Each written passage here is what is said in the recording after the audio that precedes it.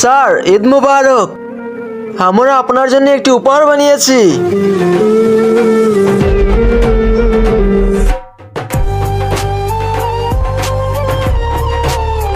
আচ্ছা আমাকে বলো, এই রকেট কত উপরে যাবে? আসমানে চলে যাবে।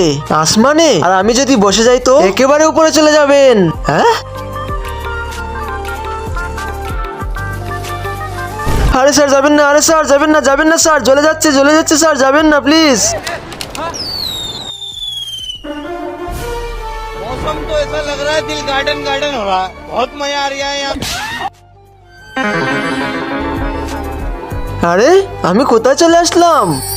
জাহান্নামে।